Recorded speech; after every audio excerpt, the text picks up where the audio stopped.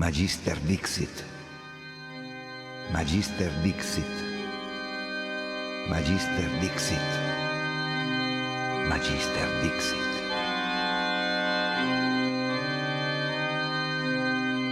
Welcome to Magister Dixit, a podcast that invites you on a journey into realms of expertise, imagination, and occultism.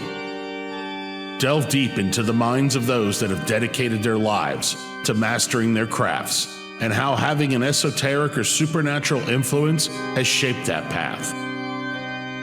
In each episode, we will engage with magisters, true masters of their respected fields, as they share their unparalleled insights, unconventional knowledge, and their unique perspectives. Venture into the mystical as we converse with filmmakers, musicians, and renowned authors. Listen to their perspectives on their respected disciplines and how being a practitioner of occultism has influenced their craft.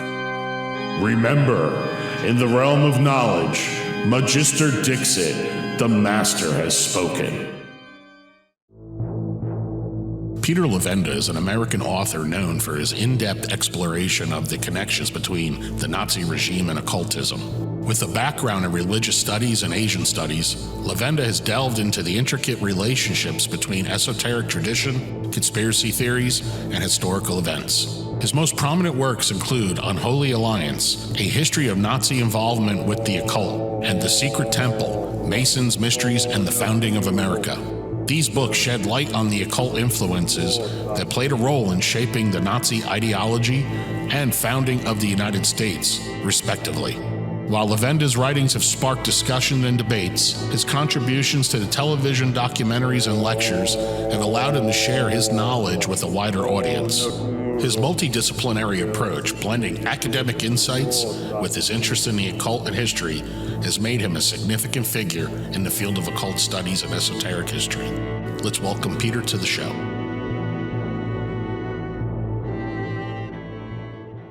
Peter, let me first welcome you to Magister Dixit, and to kind of get into a little bit of your background and influences.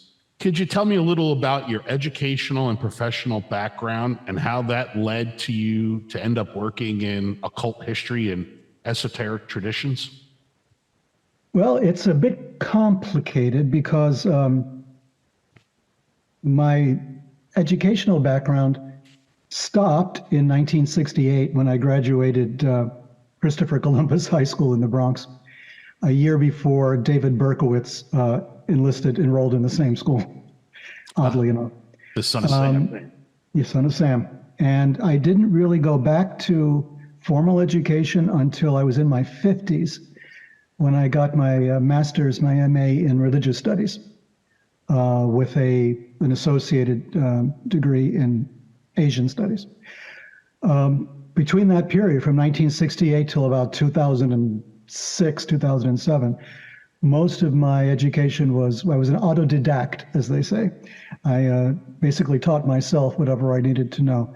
I had been a prolific reader when I was a child. I read everything, compulsively, probably.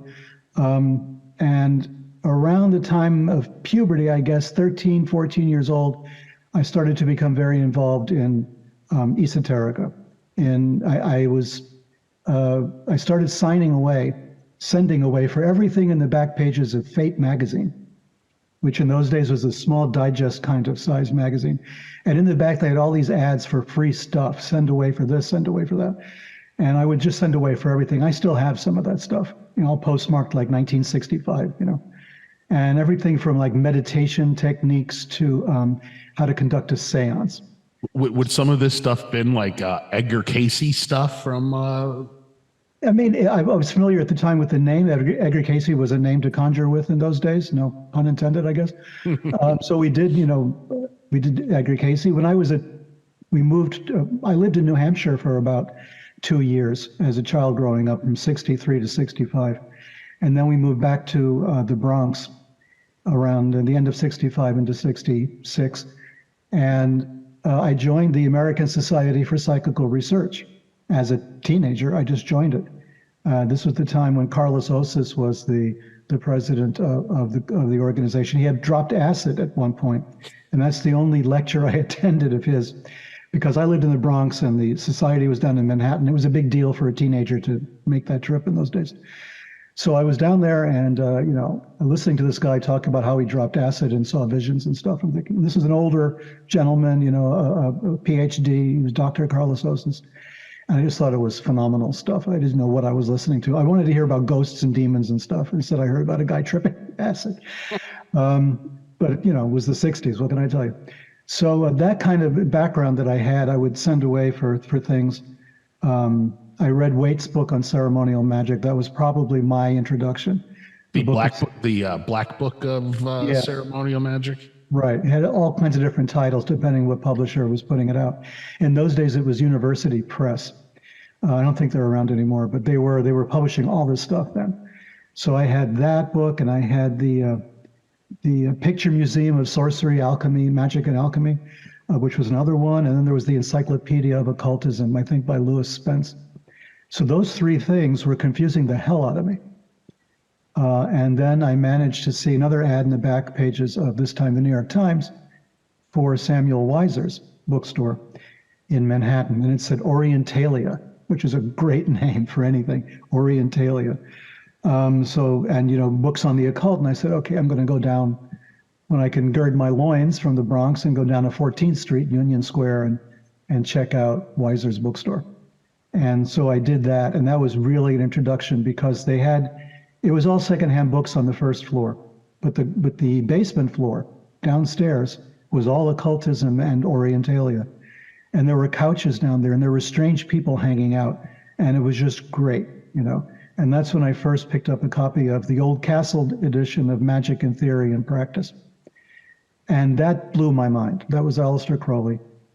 And his approach to the whole subject was so refreshing, so more like a being drowned in a tub of cold water, I think. And you just suddenly had your eyes open, and you're extremely alert to what he's saying, and you understand none of it.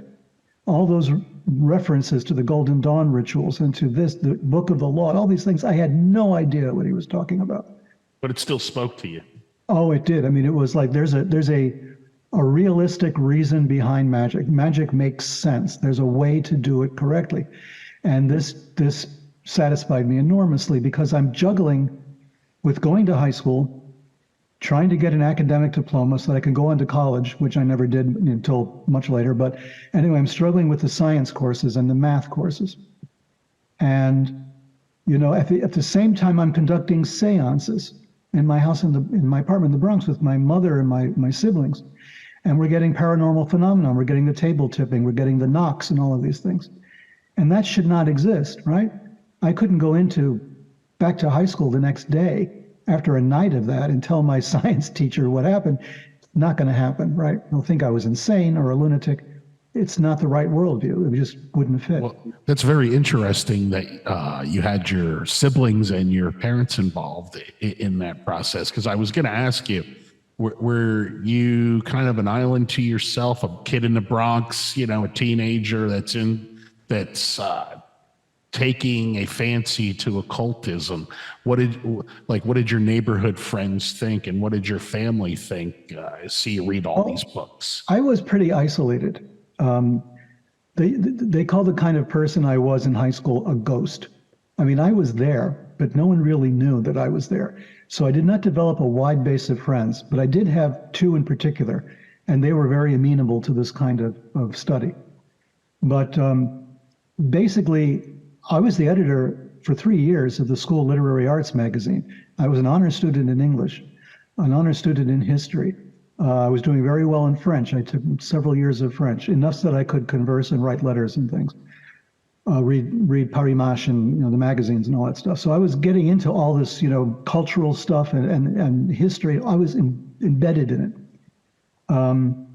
But for the most part, at home, in the Bronx, we were kind of isolated. My mother was a little strange. That's a whole other story. So she was a little bizarre. She was weird. She had neuroses that you would not believe.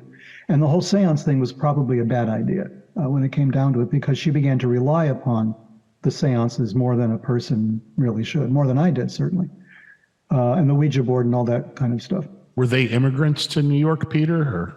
Oh, no, my mother was a native New Yorker, as I am. My siblings were born in Indiana, where my father is from. My father has his own history. My father was a segregationist in 1945. He led something called the Gary, Indiana School Strike, which was a strike to stop busing black students into white schools. And he became famous, momentarily famous for that, so famous that Frank Sinatra heard about the school strike and all the potential for violence that was there. Sinatra actually flew to Gary, Indiana to try to talk my father out of the strike, right? So there was this moment when my father and Sinatra were making headlines in the local newspapers. Everyone's forgotten about that by now. But if you were to look in histories of that period, you will find my father prominently mentioned. And the FBI had a file on Sinatra from those days, and my father's mentioned in the FBI files. So all of that's openly, readily available. If you look for Levendas, my last name, my family name, I'm related to all of them. I mean, it's a very small family. My grandparents emigrated from Slovakia, which was then the Austro-Hungarian Empire. So my father's parents came from there with the name Levenda, which is a strange name even in that part of the world. And there's just a handful of us in the United States, and we're all pretty much relatives of each other. So he wanted to be an actor. He went to the Academy in New York City, the American Academy of Dramatic Arts. He was in the same class as Jack Palance, Grace Kelly, that sort of thing. Jack Palance, nice. Yeah, Jack Palance. He actually appeared on Broadway with Palance. I think it was a play called The Silver Tassie. I don't know very much about it, but I still have the playbill somewhere. So there was this momentary moment when he was kind of famous, and he married my mother at about that time, who was, like I say, a native New Yorker. I think he met her in a coffee shop. She was working the cashier or something, cash register. They married, and I came around 10 months later. 10, 11 months later, I showed up. And everything kind of changed. We moved from New York to Indiana, then to Illinois. I lived in Chicago for a while. Then to New Hampshire, to a very spooky place in New Hampshire. My parents were insane, and I can go into detail on that. And then from New Hampshire back to the Bronx, and then me winding up at Columbus High School. So all of this was really a very good background because I was exposed to so many different things. And my father's parents were Slovaks. They were very devout Catholics, of the type where on Sunday you had to go to the very first Mass. If you went to the noon Mass, you must be a Protestant, right? So you had to show up for the 6 a.m. Mass. That's the only legitimate Mass. And that kind of Catholic, and they were very, very devout and very, very cultural. I mean, I learned about Slovakia from them, the dress, the language, everything. My mother's side was more of a mystery. So my mother's people were all Italians. And there's a kind of very different kind of Catholicism there than it is from the Slovak side. So there's a different approach to it. It was all the novenas and the prayers and the holding, putting the statues upside down and all kinds of strange stuff coming from my mother's. Absolutely. My mother's side, they're devout Irish Catholics, and seeing how my grandmother, how Mass integrated into her daily life. I mean, she catch a Mass almost every day. Right. Well, my mother never went to Mass, but she sent me to Catholic school for 5 years. Of course. So I was like doing time, you know what I mean? So for 5 years, I'm doing with the nuns and everything, sadistic nuns and all of this. This is all answering your question because this was all part of what was going on in my head. Growing up in the Catholic Church in the 1950s during the Cold War was a trip because the Catholic Church was intertwined with ideas of being anti-communist. Communists were evil, they were Satan worshipers, they were of the devil. Then we had the air raid sirens. Every week they tested the sirens. We had to do the whole test of putting your hands behind your neck and kissing your ass goodbye. So that thing we did every week. It was just part of the fear that was being drummed into us, that at any moment the satanic forces would come and obliterate us. And the only thing standing between us and them was the Pope, maybe, was praying, was novenas, was trying to convert the Russians to Christianity. I like how the air raids, and they still even had those when I was a kid in elementary school in the 70s. And they would either have you get in a fetal position in the hallway or you would climb under your desk. And I remember thinking, even then as a child, knowing the type of devastation that nuclear disaster causes, I was thinking, like, what is this going to do? Or, how is this going to save anybody? Right. So that was all part of it. That's part of your spiritual education, Now, what about the historical part of it? Your almost infatuation with World War II? Well, I grew up, again, in the 50s. So we had a little black and white television with the tubes in the back that we had to keep changing at a drugstore, very old technology. And it was a very small black and white television. And my mother was obsessed with television. And because in those days you had to warm up a TV set, you had to turn the television set on and slowly it would come to life, right? So if we didn't have that on, when my mother woke up, she was very irate. Like, why isn't the television on, So the television had to be on, and all we could see, generally speaking, what she watched until 2 o'clock or whenever they turned off the TVs. Remember, they used to shut down all the stations. Yeah, they'd have a sign off and play the what is it, like the sermonette They have the American flag and play God Bless America or something and do their sign off. Yep, we had that. And just before that, we had a string of black and white films. Maybe they were color movies. In those days, I didn't know. We only had a black and white set. So we had all these films, and they were all World War II. They were all propaganda films from the war, right? Of course, Casablanca, which is, one of my favorite films still of all time. But then you had Passage to Marseille. You had a whole bunch of films with Peter Lorre and Bogart and all these guys, And it was all World War II. Obviously, it was all about that. Very little about the Japanese. We mostly focused on the Nazis. And it instructed me that we had a way of looking at the war where the Americans were really casual about it. The GIs were always messy and sloppy, and they had 2 or 3 days growth of beard. But the Nazis were always immaculate. They were always clean and very pressed suits. They smoked cigarettes with a holder. They listened to opera. It's like, what the hell, right? Yeah, the whole regalia that they're wearing and everything. Right, and the clicking of the heels and all of that, and we were like grungy kind of guys. And I began to understand that was kind of part of the American psyche. I mean, I learned this later. I mean, I understood it later, that, we have a bias against culture of that, the high culture, let's put it that way. It seems to be built into us, like we're suspicious of it. And that made me become aware that there was a cultural element to what our position was regarding, the Nazis and fascism and the Third Reich and all of that. So all of this, the history was part of it. And the swastika was this emblem that didn't make any sense unless it was considered some kind of religious symbol on a par with the cross. Like they had like a really identifiable symbol. What political party has that kind of an identifiable symbol, right? We have donkeys and elephants, right? But those guys had the swastika. I mean, that's so cool. What is that? And eventually you start to pick that apart. You start to learn more about it. And that was from the remnants even in the esoteric beliefs of the World War II German soldiers. Didn't a lot of them, they would write that on the trucks and on their helmets. I think I even saw a picture of Goering once in World War I, and he had one. It was backwards because they would go either way with it at that time. Sure. They had, militias that were set up after World War I because Germany lost that conflict. A lot of German soldiers came back from the Russian front with communist and socialist ideas. There was tremendous upheaval in Germany. But then it was the what did they call it? The stab in the back? I forget. The stab in the back, yeah. Yes. And so you had the Stahlhelm, the steel helmet brigades. You had all the Freikorps, the Freedom Corps, right? The Free Corps. And these were all pro, right-wing guys, extreme right-wing, anti-communist, and they painted swastikas on their helmets. If you read John Toland's history of World War II, you'll come across a long discussion about Hitler in the trenches. And Hitler in the trenches was writing poetry to the Teutonic deities.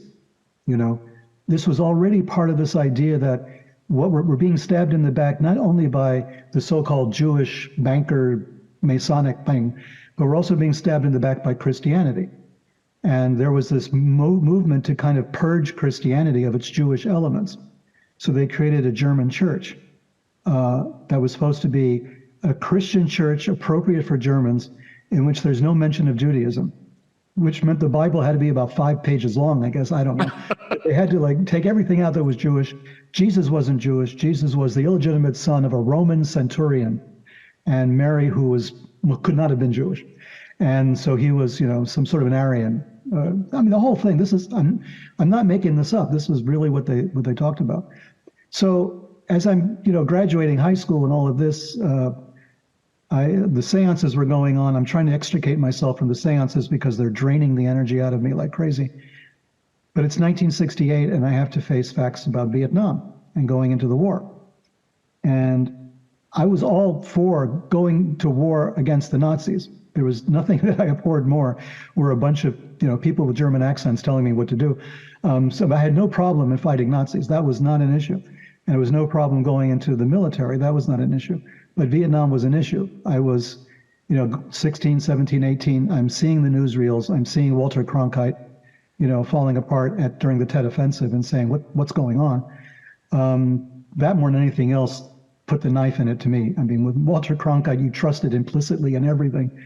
And he's now questioning, the Vietnam War. All of this is happening, and I'm starting to... The purity of journalism at that time, too. The unbiased look at the facts and reporting. Well, it was from Cronkite that I learned that Kennedy had been assassinated. He was the guy that told us that. And he looked appropriately heartbroken over this, right? And so you learn to trust Cronkite. And then when Cronkite tells you, we're losing this conflict, in Vietnam, and that was as early as February 68, then you realize, oh my God, this is not where you want to be. So one thing led to another. I've covered it in other places, I'm sure, like a lot of your listeners know, but a friend of mine and I in high school, we decided to create our own church in order to get a clergy deferment so we wouldn't have to go to the army. And to make a long story short, it kind of worked. And we came under the umbrella of another church, which turned out to have been involved somehow in Jim Garrison's investigation of the Kennedy assassination. It's a long story, and I guess we can cover that at some other point. This was just, again, another mind-blowing episode of the 60s for me. And but at the same time, forming this church gave me this opportunity to delve more deeply into theurgy and to develop into, religious mysticism, let's say. And we created an Orthodox church, a kind of Russian Orthodox church called a Slavonic Orthodox Church. And so I started really studying Slavonic Orthodox literature. I started reading about the Jesus prayer, which is a monastic discipline the Russian Orthodox have, the monks do, where they just repeat one prayer over and over again constantly until it goes on subconsciously and doesn't stop. So your breath rate, breathing, everything is in sync with this. That's the concept. And that's yoga, right? That's pranayama. Yeah, it's like a mantra or something. A mantra, exactly. Yeah. So all of this was part of that. And I thought, okay, I'm on the right track. Let me keep following this. But I'm also still looking at the stuff at Weiser's, and Crowley, and the Tao Te Ching became very important to me because that seemed to say it all. The very first opening lines, the Tao that can be explained is not the Tao. Holy crap, what does that mean? That's cool. It resonated with me immediately. So you have that going on. You have the war. You have, all this other stuff going on, the Kennedy stuff. Bobby Kennedy assassinated in 68. We're still in high school. We gate crashed that funeral at St. Patrick's Cathedral. So I actually touched the coffin of Bobby Kennedy, which was like the last hope for us. If he had been elected president, maybe things would have been different. So there was a lot. So this combination of religion and the fake churches and Vietnam and the assassinations was all there in 1968.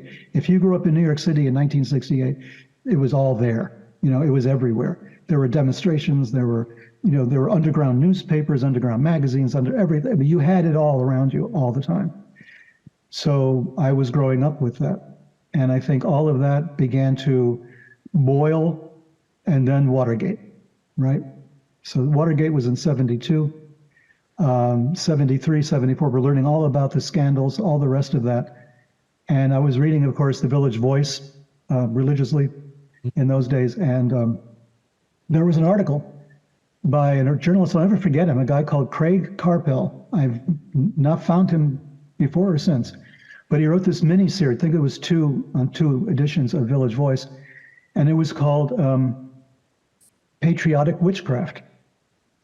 And it tied in really disparate things like Charles Manson, Disneyland, Richard Nixon, Watergate, Vietnam, the CIA, everything in this very short series of 2 articles. But somehow it blew my mind, right? It blew my mind that the Manson killings took place on the same day that Nixon resigned from the White House, right?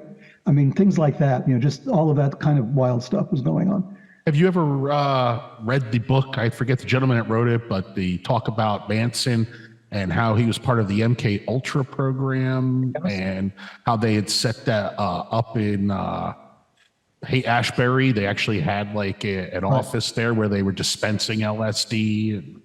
Yeah, I think it was called Chaos, wasn't it? Yes, Chaos. Yes. Right. Yeah, I have it. Yeah, I've read it. Of course, I read it much later. I mean, in 72.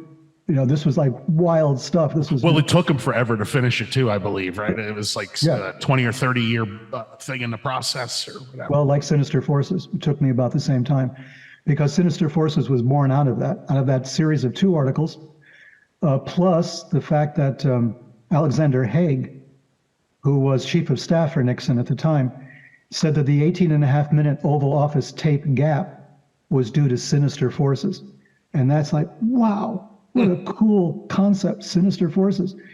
And so Sinister Forces, Patriotic Witchcraft, it all came together for me. And I started, during Watergate in the 70s, researching what would become my 3-volume Sinister Forces, a grimoire of American political witchcraft. And it's all indebted to that time. Because all of these things were there, and I was desperately trying to make sense of it.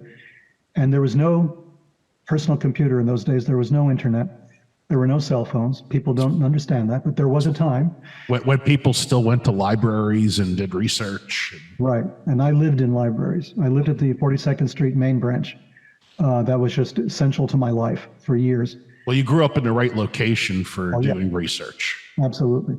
You can do anything in New York where that's concerned. There are so many private libraries as well, institutions, organizations. There's Tibet House, which was a great resource when I was writing Unholy Alliance, for instance. So that's all there. But there are also newspapers and magazines. Print media was king. And so I had, access to the New York Times, to the Post, to the news, but I also had the Washington newspapers and news magazines. I collected everything. I clipped articles constantly. So I had boxes full of this stuff. I still have boxes full of this stuff. Some of it's old and yellowing and falling apart, but it all dates from then, And I cross-referenced, and I had little index cards, which I still have. And I cross-referenced stories and people and stuff. And every time a news story would come out about something totally unrelated, it would have the name of somebody that I knew. So I would cross-reference that to the other stories and say, oh my God, these guys are part of the same thing, And how they fit into the mosaic of the tapestry of that time in history. Yes. The context was all important. If you looked at any of these stories in isolation, you didn't get it. But if you had the context, if you had the big picture, the 40,000 foot view. Yeah. But the problem with that is, people think you're insane. And it's like that scene in True Detective, it's that garage with all the papers and the threads going everywhere and everything linking to everything else. And it's news stories mixed with occult symbols, mixed with scientific data and formulas over here. I mean, you're just going absolutely bonkers with this. But that's what was percolating at the time. And so then I started traveling. And I didn't finish Sinister Forces until decades later. I could not stop researching it. And I began traveling. I went to Chile famously in 79, researching Colonia Dignidad, which was a Nazi estate in Chile. I was apprehended there and then kicked out of the country. They kicked you out of the country. Interesting. I was told by the Nazis, the actual World War II Nazis at the colony in Chile, that I was no longer welcome in the country and I had to leave. They told me that I could not stay in the country. These were German immigrants telling me I had to leave, but they were right. because as I was leaving them and going back to Santiago, the army would come on board the bus and make sure I was on the bus and getting all the way to They would ask for me by name. I would get to Santiago to my hotel, and there's a note saying you're on the next flight, you know. So they kicked me out of the country. Interesting. But the combination of the Nazis at the colony plus Pinochet and his regime was absolute. They were all on the same boat. They were all friends. They all shared resources. Yeah, I know anytime I've watched any of the Nazi hunter things when they were going down there to kidnap some of these individuals, they were absolutely scared to get caught and what would happen to them if the Israelis got caught doing this. And, you know. Well, as I found out when I was down in Chile, they were looking, Mossad was down there looking for Walter Rauff. I didn't know this, obviously, but the Germans did. And I think they figured that I must be part of the same operation. Yeah, or working for them, or just an investigator, right, looking for leads or something, yes. Which was pretty funny because I weighed about 125 pounds. As I tell everybody, I was 29 years old. I looked geeky. I mean, there was no way I was Mossad. But I mean, maybe they had guys that looked like me, you know, who knows? But well, that's a pretty brave thing for you to do, to go down to Chile and actually... Well, it was freaking stupid. Well, I thought I would do forever. Yeah, stupidly brave. I mean, because you didn't have any of that gut instinct telling you, like, Peter, get out of here. What are you doing? No, because I don't know. I have this thing, you know, I'm researching this subject.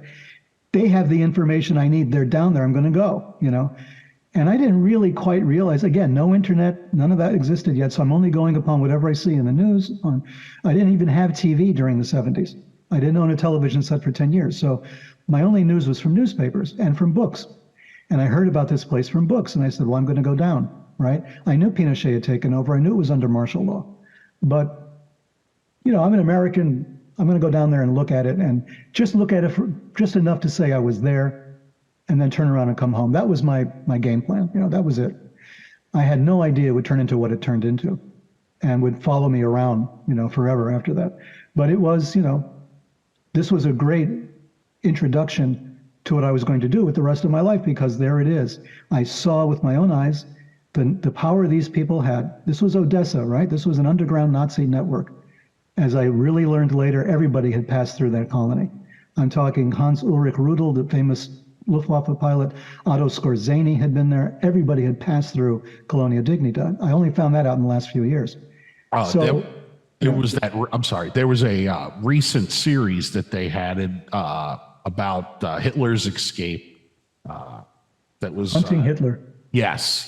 Did they tap you for any information? Well, oddly enough, they did not. I think they made one outreach, and I did, you know, respond to them, and I think it's not what they wanted to hear, and I never heard from them again. They went to Colonia Dignidad. They did. At first, they started out in that really remote, it was right off the coast or whatever, where they had almost like a makeshift shelter that was built, almost like a stone and wood structure that was built. Right, they found medical supplies and things like that, and it was definitely something there for sure, you know. But when they actually went to the colony, I saw an interview with the guy who actually went there. He was being interviewed. He was a famous sports personality. I don't remember his name, but he was a young guy. And he's talking about going to the colony, which of course at that time had been sanitized completely. Nothing was left of the original colony, except some of the inhabitants, but everything else, the machine guns were gone, you know, and the sarin gas was gone and stuff like that was gone. So they're basically looking at a Bavarian Disneyland. And he was being interviewed. And I'm looking at this guy and I'm saying, I don't know, who is this guy? And I look him up on the internet, and he was born after I had been to Colonia Dignidad. He was that young. I had been there actually before he was born. So yeah, I never heard from the Hunting Hitler people after that. There was a brief outreach, as I recall. I did respond, but I never heard from them again. So yeah, I mean, what was important even more than the German-Chilean connection was getting off the plane in Miami and being greeted by two members of the FBI showing me their insignia and making sure it was me getting off the plane. They wanted to see my passport. Are you Peter Levenda? Yep. Looked at that. Okay, bye. And they took off. And I'm thinking, what the hell is that?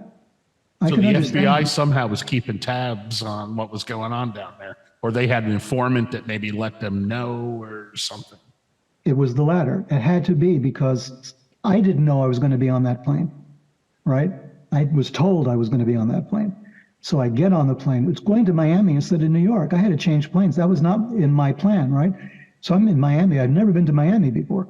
I'm getting off the plane in Miami, and there's 2 feds waiting to see me. This was mind-blowing right there. At that point, I said, okay, there's something wrong here.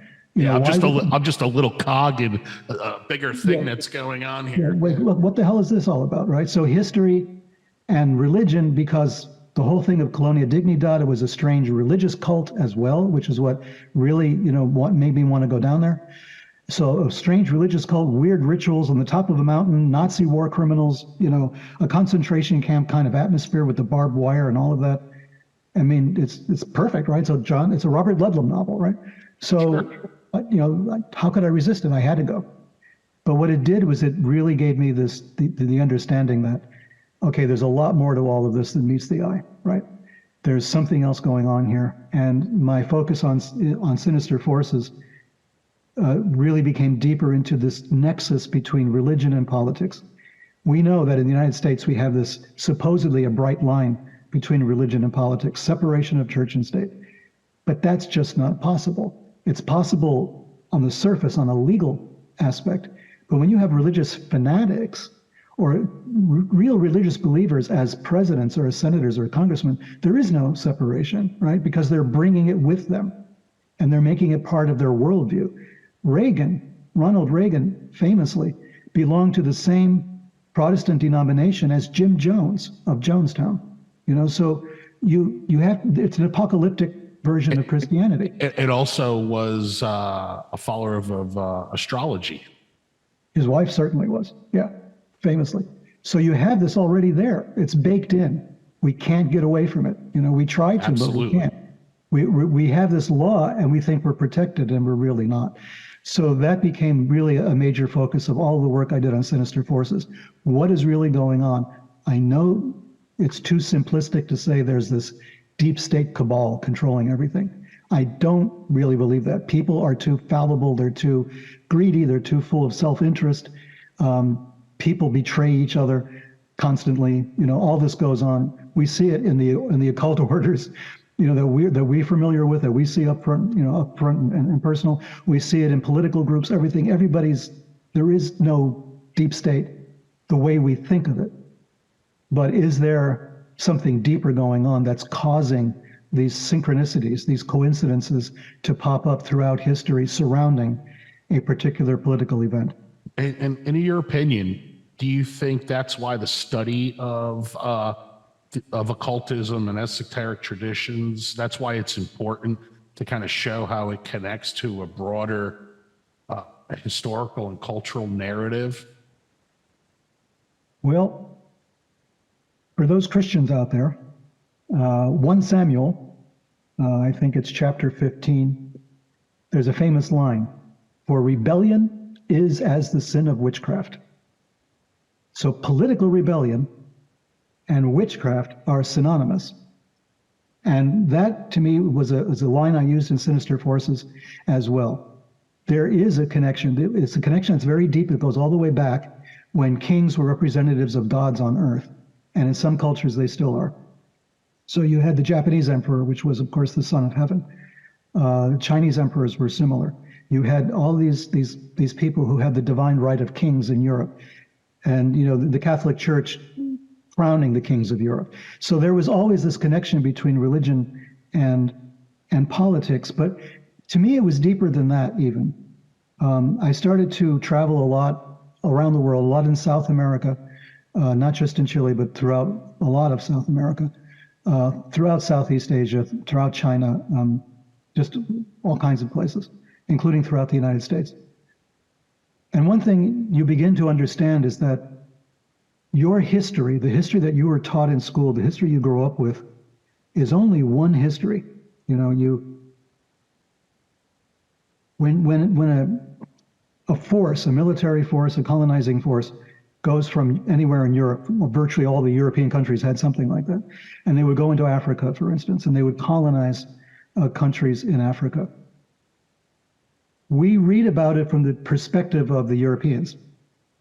But if you grew up in, for instance, Nigeria, you had Nigerian history your whole life up to that point. Your Nigerian history with your gods and your kings, your religions, your cultures, everything else, suddenly, bang, slams into a wall. And it's the French, or it's the Belgians in the Congo, or it's the Brits, or it's the Germans. Suddenly, there's a history of some other people that's been going on for thousands of years, confronts the history of another people that's been going on for thousands of years. And there's this liminal space between them where culture shock. Yeah. Really, literally, figuratively, and at the point of a gun, right? So all of this is taking place. And what is the perception of these people? It's fascinating to read the colonial accounts. We went to this country and these people were savages. They were naked. They didn't have Jesus.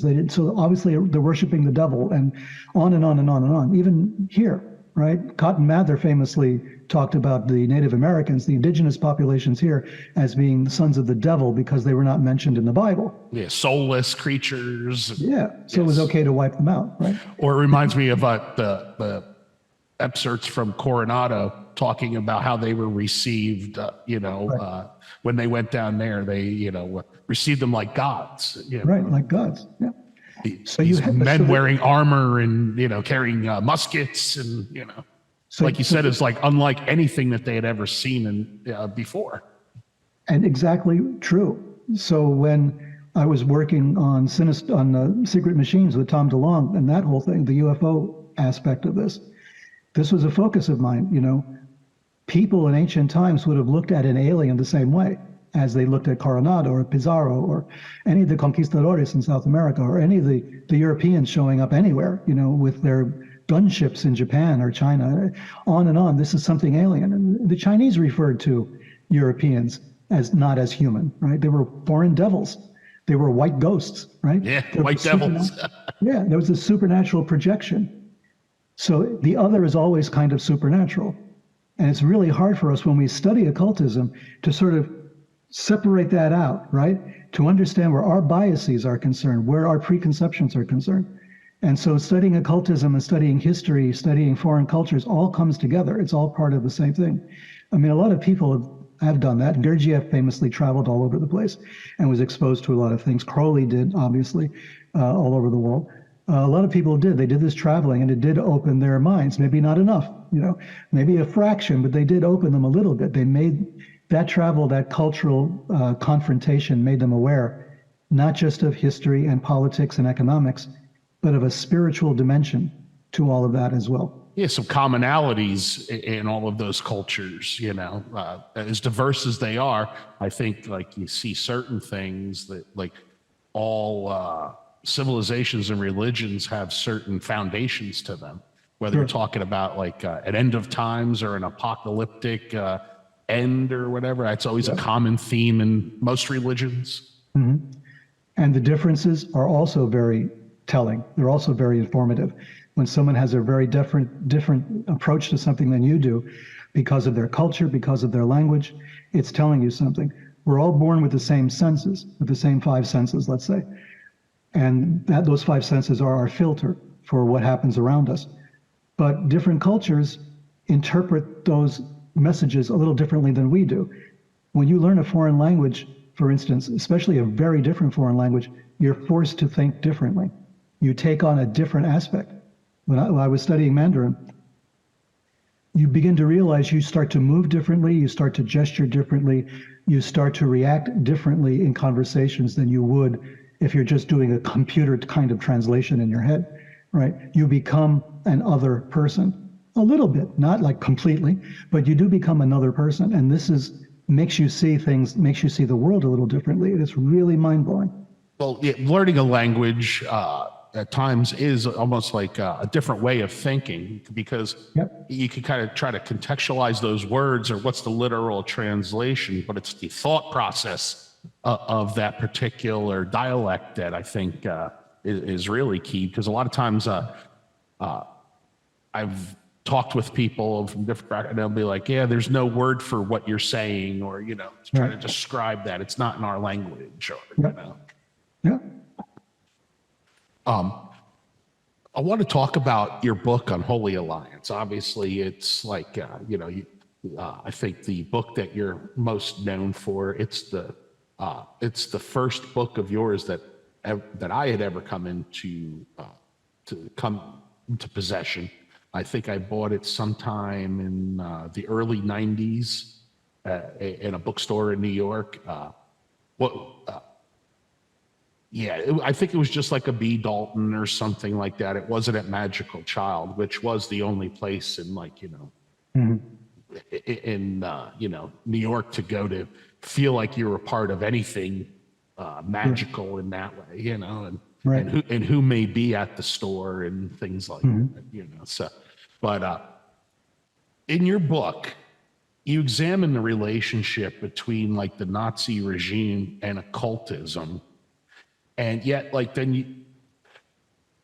how do you approach the study of occultism and its impact when there's so many common misconceptions about what took place?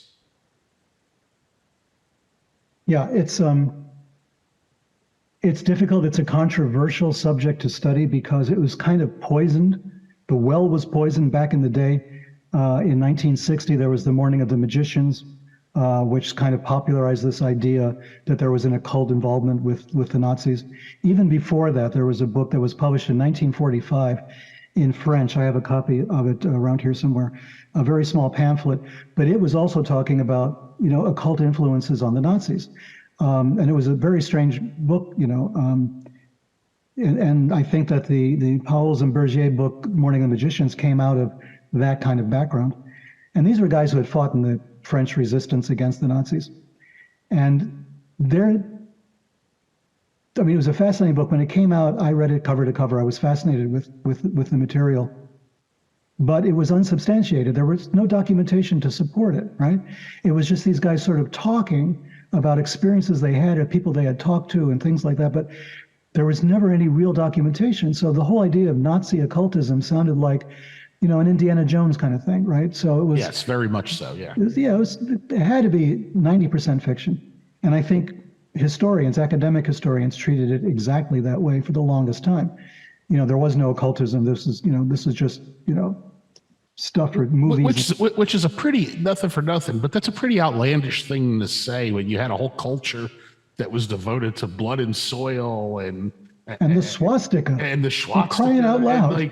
Right? If there was ever such a fervent cult, there you have it. It should have been obvious, right? But they were trying to pick it apart and point to all sorts of other influences and completely disregard the occultism, which is really difficult when you had Heinrich Himmler, who was a fanatic for this stuff, right? He built this castle. He reconstructed Vapelsburg, is that it? Yeah, Vapelsburg. I was there. Wow, interesting. Yeah, I was at Vapelsburg. I was there for a television crew invited me out to do this thing. It was called Faces of Evil in the 90s that came out. And so they flew me to Germany, to Paderborn. And then from Paderborn, we went to Wavelsburg, and I recorded this whole thing at the Black Sun thing in the crypt and all of this. Yeah, the big chamber room in the basement and everything. Pretty weird place, I can tell you. And so Himmler was obviously, right? And Himmler was head of the SS, like the second most powerful guy in Germany. How could you say there was no occultism there, or that it wasn't that important? And then Karl Haushofer was a major advisor to Hitler and to Himmler and to Rudolf Hess. Rudolf Hess was an occult fanatic. Who bailed out of a plane, whatever reasons you may say. I mean, I know there's rumors he was going to see one of the royalty. I think it was one of the princes who was partial to their cause. Yeah, which there were many in England at the time. And was it also, I don't know if this is particularly associated with, but Aleister Crowley was doing star charts and astrological charts to try to deceive them. I've read something where that played a hand that made it feel like it was now was the time for Rudolf Hess to get in that plane and head that way and do that.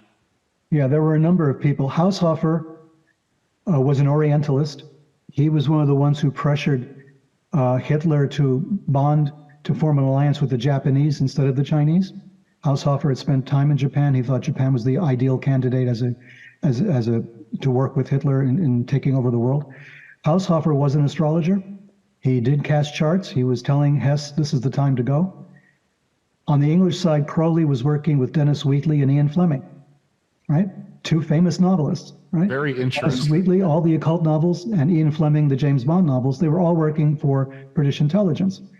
And they knew Crowley, and they thought, Crowley, he knows all the occultists in Germany. He's the kind of guy we need to give us information, to give us intelligence about what's going on behind the scenes, and maybe help us create some kind of a program, an operation to really confuse everybody back in Nazi Germany, right? So help us understand what's going on, what they're up to, and then help us, control the situation. Somebody higher up at British intelligence decided maybe we don't want to have, Aleister Crowley working on our payroll for this.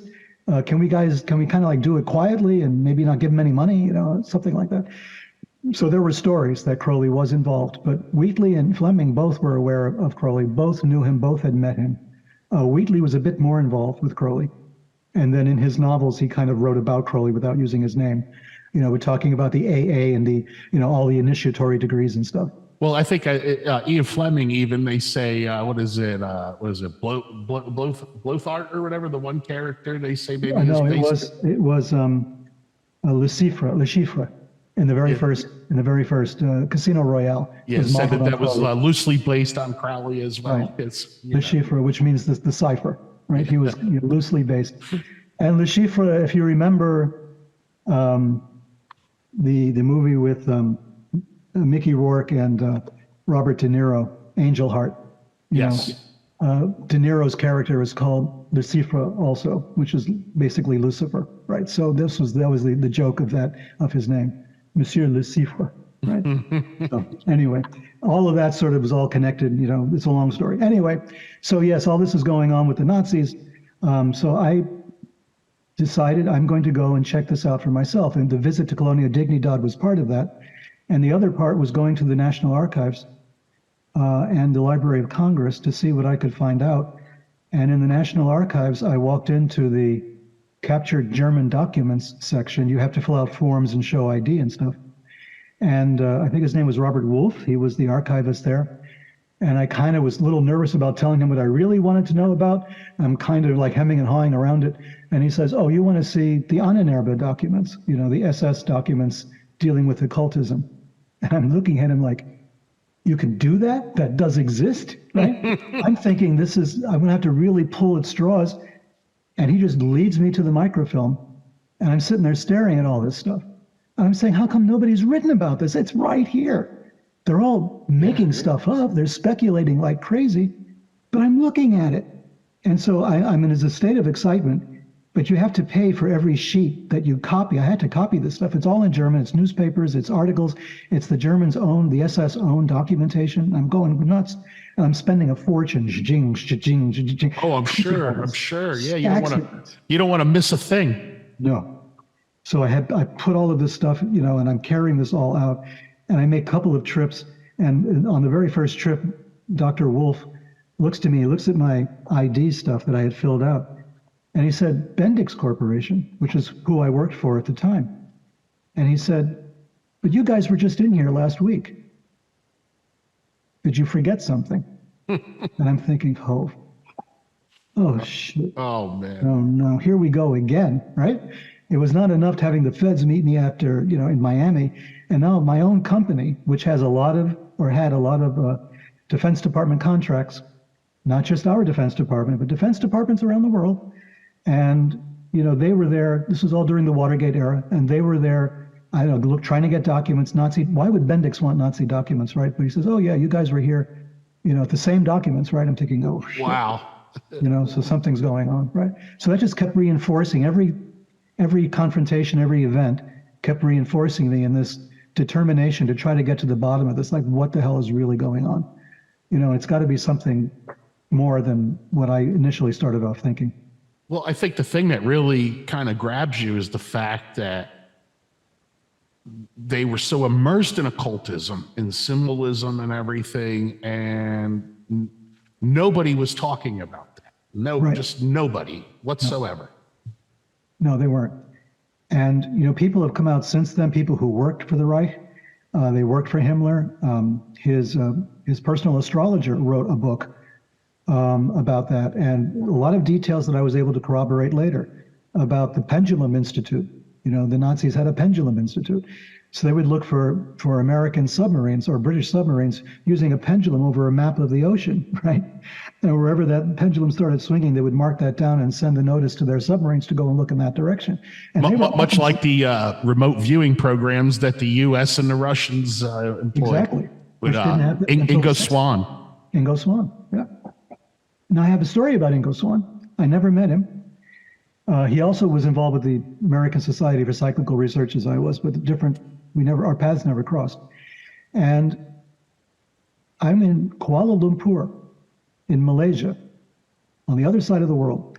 And I have a big stretch of time ahead of me. I'm going to finalize my research for Sinister Forces. And I get to the point where I'm researching Ingo Swann and Hal Puthoff and Andrei Puharich and SRI, the whole crew, Jacques Vallée, everybody. I'm at that point. So I decide I'm going to go for a walk. I go to a walk in a neighborhood, you know, I had not gone to before, downtown Kuala Lumpur, but sort of in the alleys and the small areas. And I pass by an old bookstore. It's just open to the street. Books are covered in dust. Nothing much happening, a very sleepy looking thing. I walk in there because I see books, I have to look. And I go in there and there's Ingo Swann's Penetration is sitting right there in front of me. Exactly the book I need for the research. In Kuala Lumpur, in Malaysia, right? It's just sitting there waiting for me. And I still have it, and it has the Ringgit Malaysia price tag on the back. I said, what the hell? And then I'm researching the Salem witchcraft trials. Another walk, another part of the city, someplace else entirely. A slew of academic treatises on the Salem witchcraft trials. Wow. I mean, weird, bizarre stuff I didn't know existed. And I'm paying Ringgit Malaysia for it, so they're inexpensive things. I'm saying, I needed this, right? I collect all that and I go back. And the final one was on Charles Manson. I'm doing the whole Manson thing. I'm doing that, and someplace else, what shows up, but a bunch of stuff on Charles Manson. When I'm doing the chapters, when I needed them, in Kuala Lumpur, they just show up. You know, it's scattered places all over the city. Yeah, it's amazing how things will present themselves to you. Yeah, or people, that is, too, you know, the idiosyncrasies of life, you know, and it's very interesting. I've talked to other guests when I spoke with Don Webb, and, you know, he had said the same thing that, you know, before he was even involved in the Temple of Set, he had watched something on like Geraldo and had made a funny comment at work about it. And after that, a coworker took him to the side and said, well, if you really want to meet Dr. Aquino, I think I could introduce you guys. It's just like, wow, out of the blue, like, you know, this, you know, fellow coworker that, you know, all of a sudden was going to put you in touch with someone or a topic that had just come into your life. You know, it's like immediately at that moment for that reason, you know? Well, I wrote about Aquino, you know, and in Sinister Forces, or maybe not Sinister Forces, in Unholy Alliance, I think, because of Wewelsburg and the castle and Aquino going there and doing rituals. And out of the clear blue sky, he contacts me. And he was very friendly about it. Like, he was kind of amused and, you know, kind of friendly and stuff. And he said, listen, I'm going to a meeting of the Association of Former Intelligence Officers in Las Vegas. You should come down, hang out with us, and, you know, we'll talk about the whole, you know, the court case that was taking place at the Presidio, all this other stuff. Just, you know, I thought to myself, well, I can't pass that up, right? Right. So I no way, no problem. So I show up in Vegas, Las Vegas, and Sin City. Sin City, really. And here's, you know, the Association of Former Intelligence Officers. I had to be vetted before I could attend this thing. You have to be an American citizen. I think there's other requirements, but eventually they let you in. And it is this, I was going to say spookiest, which is kind of a pun. It was the strangest. conglomeration of people. I mean, it's an experience I'll never forget. And Aquino was very nice to the whole thing, answered any questions I had. Lilith was there as well. And other people were there. John Alexander was there, famous guy in UFO circles. And a lot of people. I mean, I met all of these spies, right? And they're all hanging out, and they all loved Aquino. I mean, Aquino was like their hero. That's amazing. It really he had been kicked out, and then he'd been brought back in. The charges had been dropped because was not enough evidence. And he was reinstated and all of this, and he shows up, and they're all like want their picture taken and stuff. It's like, what the hell is going on here, you know?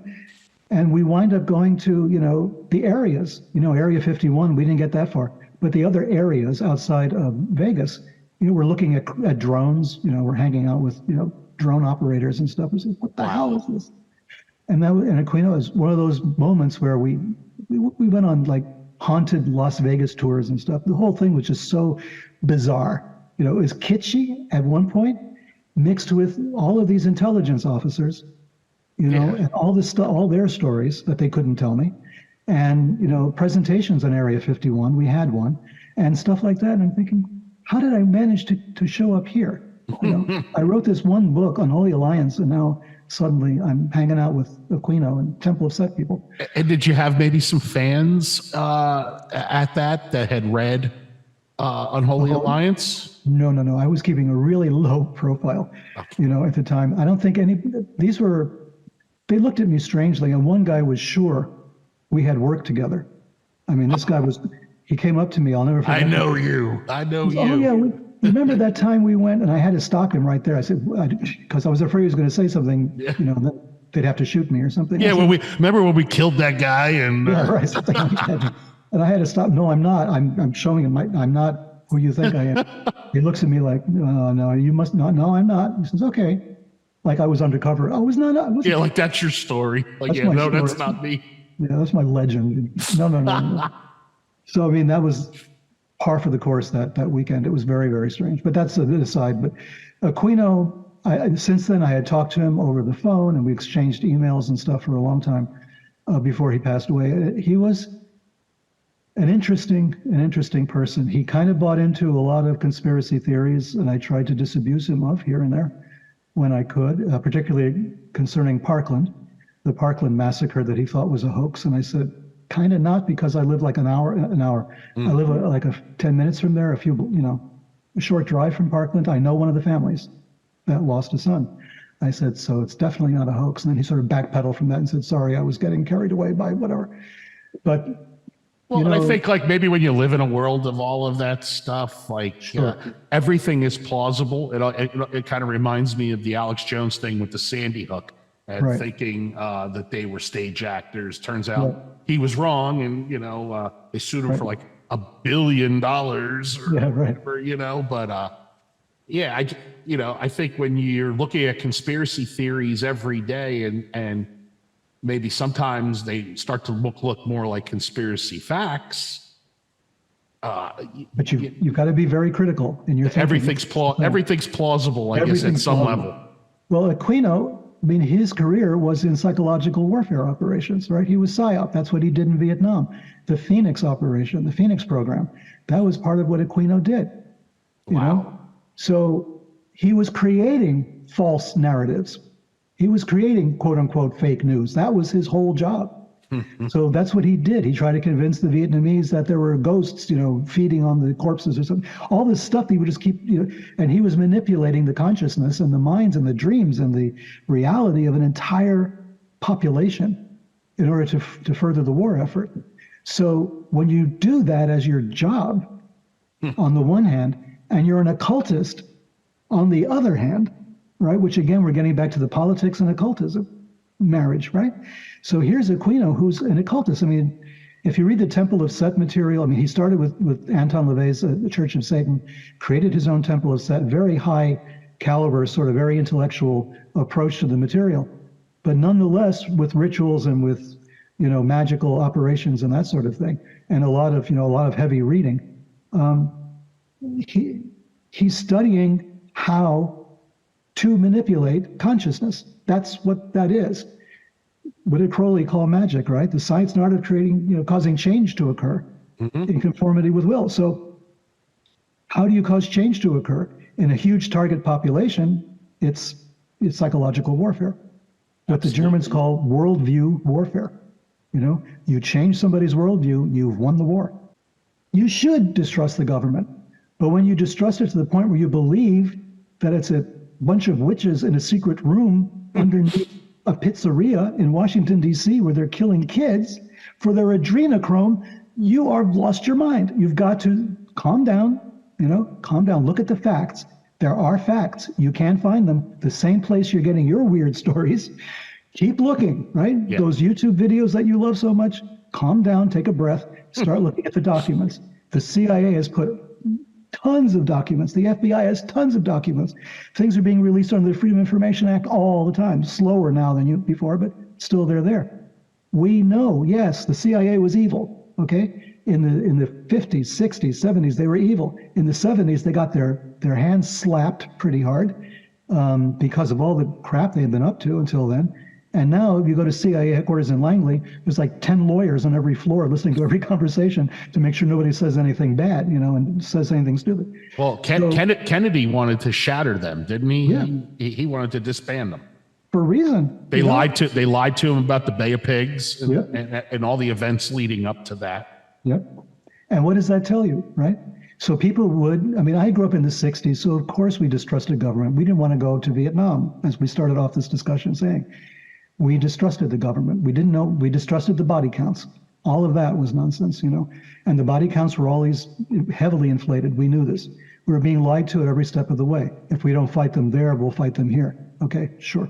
And all of that was going on, and I grew up listening to that. So I grew up distrusting. But when you distrust, you have to verify even your distrust. You've got to find out what really happened, figure out who the bad guys really are, or you're going to throw the baby out with the bathwater. When it comes to... That's where evidence comes in and diligent investigation and facts to back up your claims.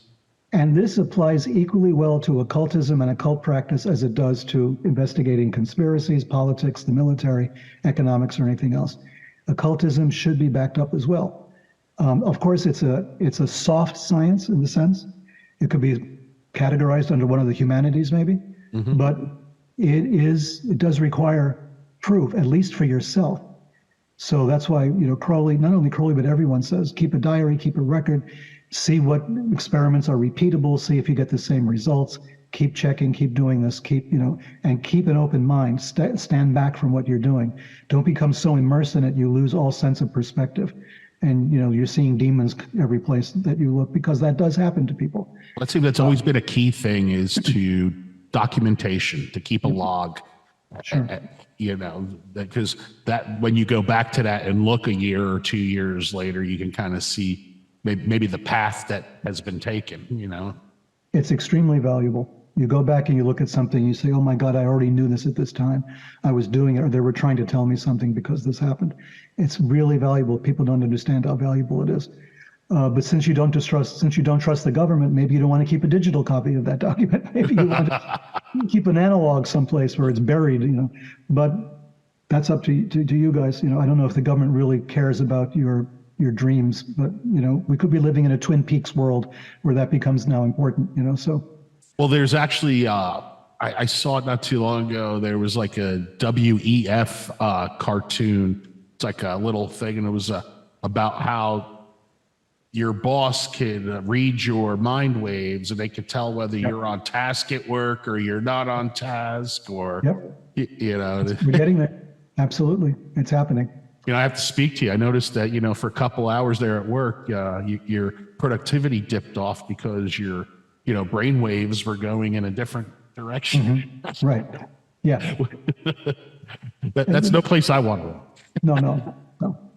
I agree with you 100%. And I worked at Bendix, which was, a bit like that. I mean, didn't have the technology yet, but they were getting there.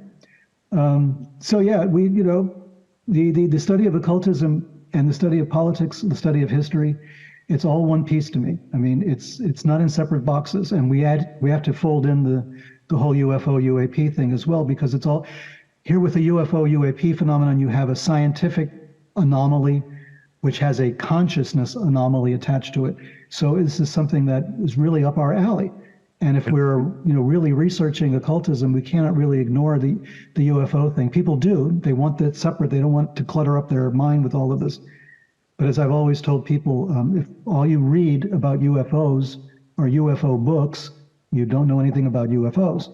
It's funny because when you just brought that up, I was going to say, and then we have to add the layer in our 4D chess game of not only politics and occultism, but the UFO phenomenon. Sure. And how that, because it integrates into both politics and occultism, the way that those two amalgamate together as well.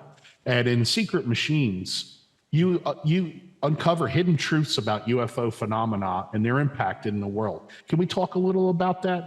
And maybe according to the flow that we've been talking about occultism and politics? Sure. When did you take on the UFO phenomena?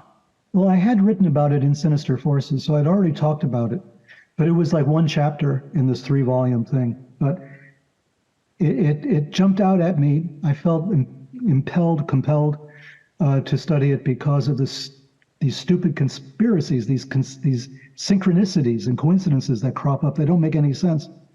So, I had been studying the Kennedy assassination like everybody else studying conspiracies, and I had all the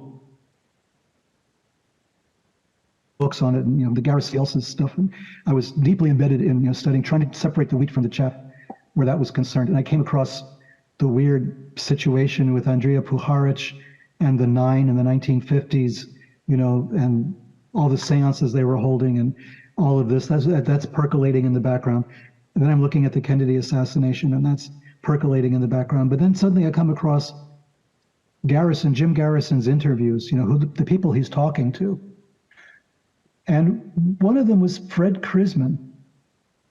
And I said to myself, wait a minute, I know that name. Fred Krisman. It's an unusual name. There can't be two, right? So I started researching Fred Krisman, and sure enough, Fred Krisman was like at the very first UFO event of the late 20th or the mid 20th century in 1947, just before Kenneth Arnold and his famous sightings. There was Fred Krisman in Puget Sound with a UFO or a flight of UFOs, one of which was in distress and which rained debris down on one of his employees, a guy called Harold Dahl. And the debris came down, it killed a dog, it wounded a kid, and hurt the boat they were on. So Dahl, limps back into port and tells Krisman, we have this situation here. Something was flying around, this happened. So it turned into this UFO thing, the Maury Island affair, as it's known. And Krisman was the guy. Krisman was the guy in charge of this thing. And Krisman decides he's going to talk to the people at Amazing Tales or Fantastic Stories, Shaver, anyway. And we're going to talk about this. It's like a UFO thing, And then Kenneth Arnold's sighting happens. So now Krisman has all these pieces of this UFO, supposedly, in a box. And he says, we have to call the Air Force and tell them we have this. So the Air Force shows up, Kenneth Arnold shows up, all these people show up mysteriously in this one hotel. And they have this big discussion, and the Air Force guys pick up the pieces in the box, and they're going to take it back with them to their air base to have it analyzed.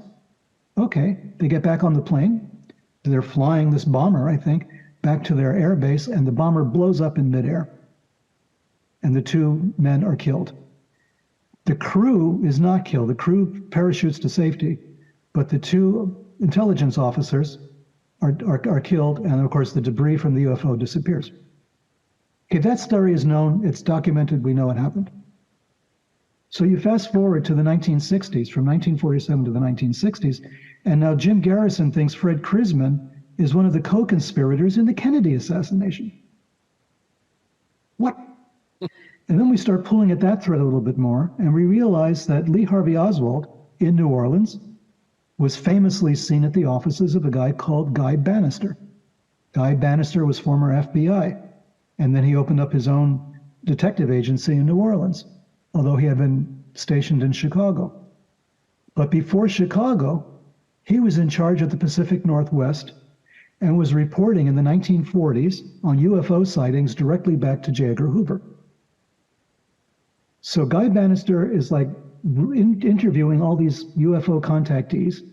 He's trying to take all the information he can about UFO reports, and every single one is sent right to Hoover's direct attention by telegram from wherever he is. And the subject matter is always SM-X. These were the X files, the original, actual, verifiable X files. And so there's Bannister doing that. There's Crisman. Bannister's researching Crisman, like, what's up with this guy? Crisman claims to have an OSS background, that he was in Asia during the war for the Office of Strategic Services, which was the forerunner of CIA. Bannister is FBI. Now they're both considered potential suspects in the Kennedy assassination. Bannister is long dead. He died in '64. Crisman is still alive. They're being investigated. But as all this is going on, right, then I discovered that by accident, I'm reading the Warren Commission report, the full report, right? All the volumes, right? So I'm going through the Warren Commission report, and I come across this statement of Ruth Paine. Ruth Paine is where Oswald stayed briefly in Dallas when he was looking for a job, and his wife, Marina, stayed there with their kid and all this other stuff. That's the famous Ruth Paine. And Ruth Paine, she's starting to talk about visiting her in-laws. Her in-laws was a guy called Arthur Young. Arthur Young in Pennsylvania. And here's it again. I'm looking at this. I said, this can't be right. Arthur Young, the famous parapsychological investigator, the guy who invented the Bell helicopter, he's her father-in-law? Wow. And she goes to visit him 2 months before the assassination when she has a Russian defector living in her house? That's crazy. Nothing to see here, right? Nothing to look at here. So she's trying to talk about this visit. Alan Dulles is in the room. He cuts her off. He says, no, something about taxes, and totally derails her story. So she never got to tell that story. So that made me really curious. Like, what the hell is this? So you start pulling at more threads, and you realize that Alan Dulles's mistress was a woman called Mary Bancroft. And Mary Bancroft was best friends with Arthur Young's wife. Wow. They were like that. They were best friends forever, BFFs, the two of them. So I'm thinking, holy crap. Oswald never had a chance. Here's Oswald. He's in the house of Ruth Paine. Ruth Paine's father-in-law is Arthur Young. Arthur Young was having seances in Maine in the 50s with Andrea Puharich talking to a freaking flying saucer in low Earth orbit, saying, we are 9 and you are 9. You are the 9 principles and forces. You're going to change the world, right? And wow. This is Andrea Puharich, who is the guy who discovered Uri Geller. You know, Peter Hurkos, he was with all these psychics and stuff. He was fanatically involved with that. But he was also a major in the U.S. Army. And he would give lectures at Edgewood Arsenal on weaponizing the paranormal. So all of these people, this one tight little group, all tied together, yeah. All tied together. How can you not study occultism and politics and conspiracies and science and all the rest of it all together? Because you need that background to make any sense of this. To see the whole picture, absolutely. Yeah. It's amazing. Otherwise, you're just going to look where the light is better. That famous joke I always tell, where the drunk comes out of a bar and he's looking for his keys. He dropped his keys on the sidewalk. And people go up to him, can we help you? Where'd you last see your keys? And he says, oh, across the street over there. And they say, well, why are you looking over here? He says, well, the light is better. That's what we do in history, you know? If our background is occultism, we're going to look at occultism as the answer for everything. But we really don't know occultism. We think we do. We read a couple of books, we saw a couple of TikToks, and now we're experts, right? But that's not why people, you know, spent their whole lives in the Middle Ages and before and after to be on TikTok. There was no TikTok, so what were they doing it for, right? So there's the occultism, and then there's politics. And you look at politics, but the occult stuff comes in, so we ignore it. In the case of Nazi Germany, it's ignored. In the case of the Kennedy assassination, it's ignored. Nothing to see here, you know? So history and occultism, they're there. Science, now we're confronting the UFO phenomenon. And UFOs and occultism definitely have their ties. Let's go back to the Vril. Right. Well, in early yeah. Germany with, wasn't it the long-haired women who had direct contact with the Vril? And That was the story. Yep. that's where they were getting their UFO technology, and which is actually interesting, Peter, because I live probably about 15 minutes from Kecksburg, Pennsylvania, and that's where the purported Nazi Bell crash landed. Sure. Yep. And every year, the fire department there has kind of like a carnival, but they frame it around and they get some cryptozoologist people there. And it's pretty cheesy, but you get some nice artisans. I have these nice, I have this carving thing out of wood, and it's actually the Nazi bell like slamming into the earth. And so you find all these neat Christmas ornaments and stuff like that for it. But I've always been infatuated about the Nazi bell, the Die Glocken, and the whole take on that. I do believe the guy who was in charge of that program vanished. They never found him after the war. Yeah, we have, I think it's going to be in book 3. Sorry, guys. Book 3 is Secret Machines. We go into a bit of the Nazi UFO stuff. Not a lot of it is very well known because we tend to disregard it right away. We know the Horton brothers. There were these 2 brothers. They invented a flying wing, which looked a lot like Kenneth Arnold's drawing of the UFOs that he saw in 1947. It's almost identical, but the Horton diagrams still exist. The details, there were prototypes that were made. So we know that they were involved with it. One of the Horton brothers wound up in Argentina after the war, and a lot of other German scientists wound up down there as well. The possibility that they may have set up some kind of an operation to create a UFO or to back engineer a UFO or whatever you want to say is possible. They had enough scientists down there, and there was a connection, a kind of a network between the Nazi scientists in South America and the Nazi scientists still in Europe and those in the United States. They were in communication, which is something that is not enough understood or talked about. But they were sending letters from New Mexico and Arizona and in Texas. They were sending letters back to Germany that were never intercepted. They were found out later to have been back and forth when they found letters from Germany, which substantiated the fact that the Nazis were in communication, even with potentially Nazi scientists in the Soviet Union, of which there were thousands, with their families. They set up entire towns in the Soviet Union to do Nazi space science and aeronautical science.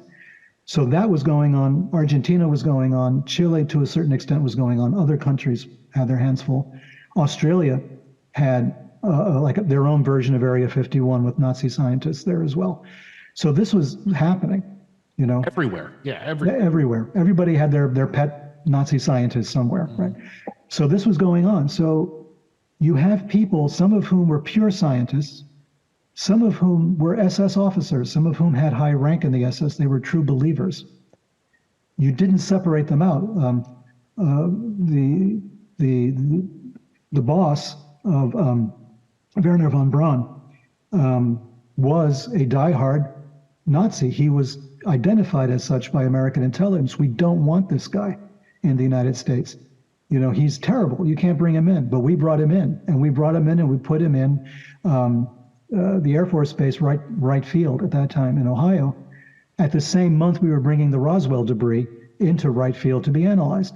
And who's there but Walter Schellin? And they've always felt that if we didn't grab von Braun, the Russians were going to grab him. So, sure. It was justified. But there's always been, I believe, a lot of the slave labor that was used there testified to the brutality of Victor there was von no Braun. doubt. Yeah. And von Braun was a high-ranking SS officer. You don't get that as a gift or as an award. Himmler was extremely careful about who could join the SS. The actual SS, he had SS troops that were sort of mishmash of people wherever he found them. But that kind of SS officer had to, satisfy certain requirements racially, ethnically, and all kinds of other ways. That was not easy to get. Yeah, I think von Braun, I believe, was a major in the SS, the equivalent of a major. So he was high ranking. He was a real SS officer. Well, if you ever see that picture when they're surrendering, he's got his arm like he's smiling ear to ear because there's no fear in the man. There's no fear there. No. But one of the guys did escape, right? The famous general that escaped, that we didn't know what happened to him. That we thought he went to Czechoslovakia. He went across the line. He was the guy that would have had access to Die Glocke, the bell, and all the rest of that technology. And we don't know what happened to that general, but lately a book came out saying that we had him. We had him and we buried him. You know, we kept him really away from everybody else because he was the chief administrator. He knew where all the bodies were buried, literally and figuratively. So this guy just did not surface, but so much went on. There was just so much more. In the 1940s, the post-war period saw a kind of pro-Nazi sentiment in the United States that's hard to believe today. Maybe not today, but hard to believe anyway at the time. You would think that after the war, the Nazis would be our eternal enemies. Right. But we were kind of soft on that because of communism. Communism was the bigger evil, so we kind of started embracing Nazis. You know, that's very true. The Red Scare replaced the Nazi paradigm so quickly. Sure. But this country was always more anti-communist than it was ever anti-fascist, right? Yes, absolutely. So we went through the 1930s with a heavy amount of anti-fascist propagandizing here. And I think at the end of World War II, it was everybody, like, it seemed like America just wanted to be done with it. Right. And we just wanted to bring our boys home and get back to it. And like you said, there was just all these unanswered questions and, and only till now, people like yourself, bringing this to light. And as time goes on, it's even like you keep referencing the Kennedy assassination. Why is it that we're still not releasing the paperwork? Why are we going another 50 years? Who could possibly still be alive that was involved or culpable? You know, I think because it's going to show, my personal opinion is that it's going to show that the CIA directly was involved and may have, planned it and everything. And of course, that's still an institution that's still, in government today. So, even though nobody there at the time was associated with it, it's just more bad light on the CIA. Well, when I was a kid in the 60s, these were our enemies, right? It was the FBI, the CIA, the US government in general, the Pentagon. These were the enemies. We got out of Vietnam. There was Watergate, there was Nixon, all this stuff. Then there were the congressional committees on Watergate, on the assassinations, and on the CIA. All of this came out, all that dirty laundry, maybe not all of it, but a lot of it hit the newspapers, hit the media. We were aware of it. Things were done to ameliorate that, to change it, to make things better. People say, how come when you were in the 60s, you were so against everybody, right?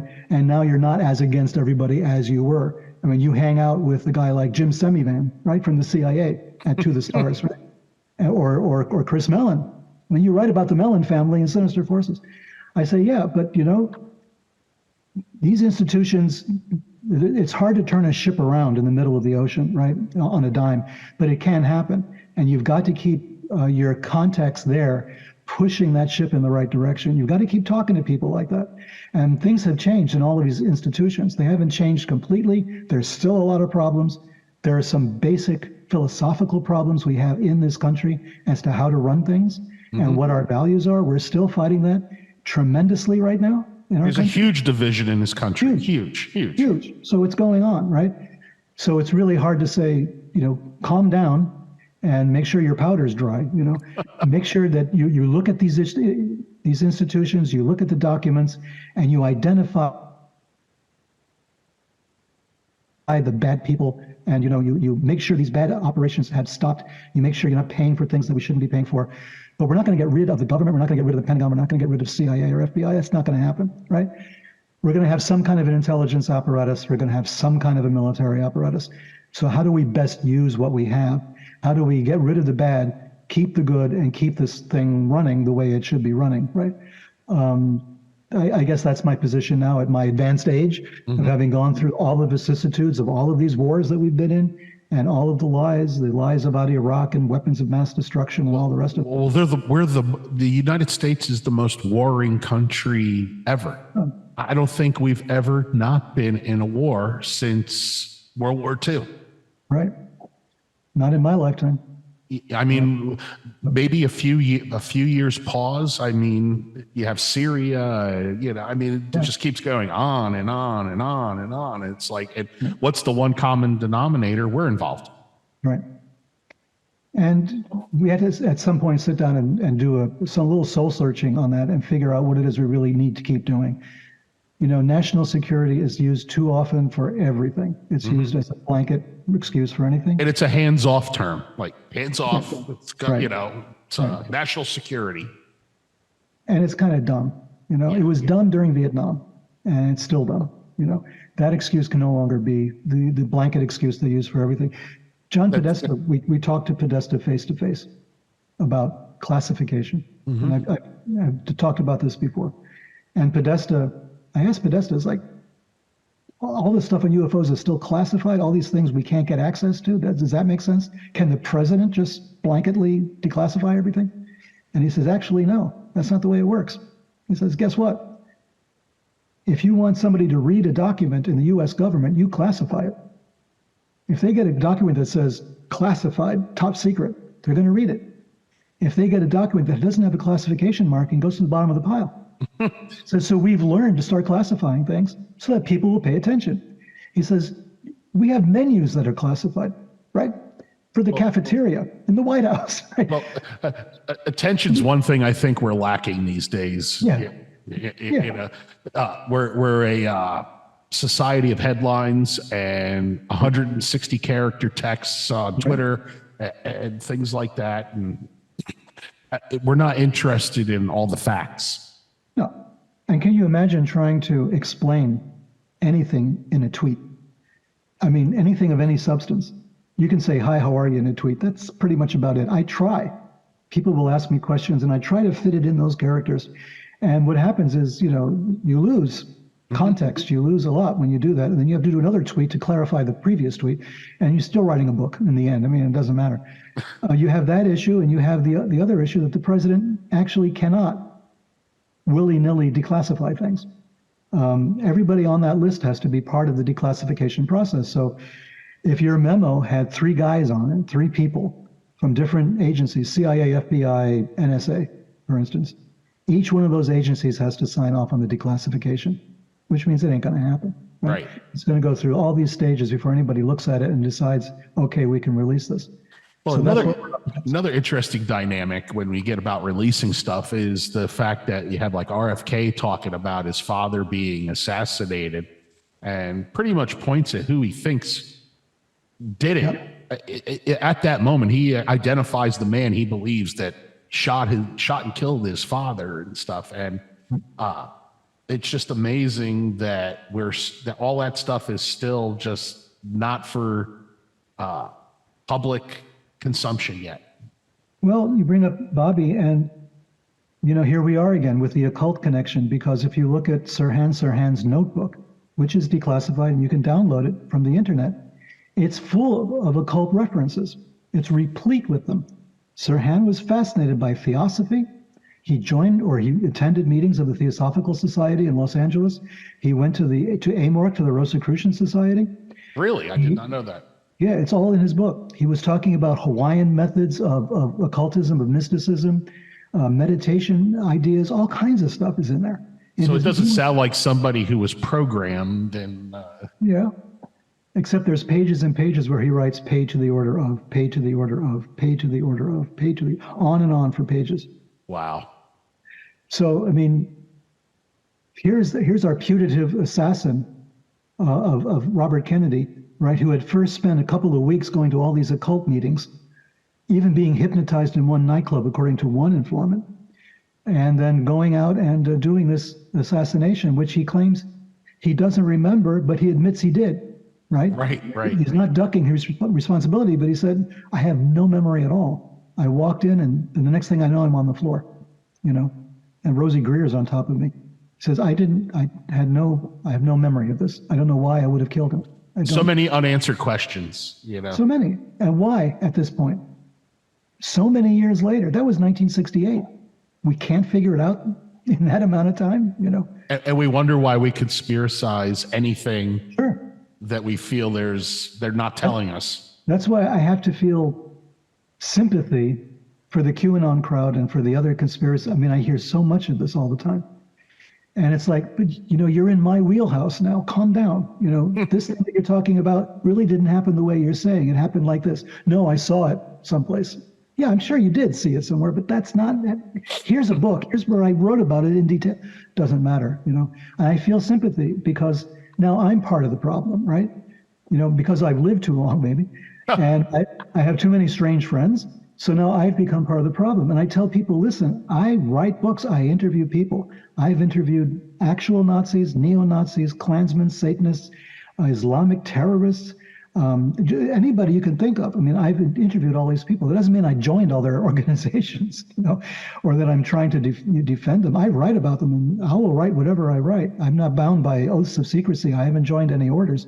I will just write whatever, you know. I'll protect people as sources if I need to. Sure. But otherwise, it's all out there. I'm not hiding anything, you know. So, but there's this assumption that I can't trust you because you've written all these books. You know? Well, That makes no sense. no. Talking about controversy, I have to hit you up about this. I think we're running out of time. Go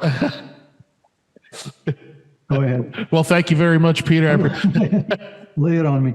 There's always been speculation regarding your connection to the pseudonym author Simon, the writer of the Necronomicon. Could you clarify your involvement or lack thereof with the Simon Necronomicon and address the controversy? No. Yes, I can. Actually, I can try to. I can up to a certain point. Number one, Simon did not write the Necronomicon. Simon wrote the introduction to the Necronomicon, right? This goes back again to not 1968. In this case, it's 1972, I think. In 1972, okay, this is going to take a long segue, a long side trip to get here. I created this church in order to get out of Vietnam, as you know. Mm-hmm. The Slovak one, right? Slavonic Orthodox, yes, church, to give the short form name. The full name was Autocephalous Slavonic Orthodox and Catholic Church of North and South America. It was a long name, a long incorporation. And we had created this organization, and there was a lot of, I began to realize that what happened is we were involved with a kind of intelligence front. And there's a long story about that, probably there's no time for that. But I became disenchanted with this whole operation. I decided to pull out and pull away from it, which I did successfully for about a year or so. And then I got a call back from my friend with whom I had created this church, who was now running the church himself. And he said, listen, I need your help. I have a couple of monks that have joined my church. They don't know you, they never heard of you, which is why I need you. I need you to go and check on these guys because I think they're up to something illegal. And I want you to find out for me if this is so. I can't just ask them and I can't go there myself. So if you could go and find out and let me know. And these were two guys, Chepo and Hubiak, two monks, quote unquote monks, who operated a chapel of a sort in Jamaica, Queens, above a topless bar. So you had to go, upstairs around the topless bar and up to this operation they had up there. And the illegal things that they were doing, they were stealing books. They were stealing rare books from university libraries, like Yale University was probably most prominent. But private collections, university libraries, regular libraries, whoever had an antique or rare book section, they were there because they were monks, they were dressed in robes and the whole thing. They pretty much got carte blanche to go in there, and they would come out with books hidden in their robes and steal them and sell them on the black market or sell them to middlemen who sold them to legitimate buyers. In some cases, and this really pissed me off, they would have a beautiful book of maps or illustrations. They would cut out the maps or the illustrations and sell them separately. Oh. To a bibliophile, this is insane. This is the worst sin you can imagine.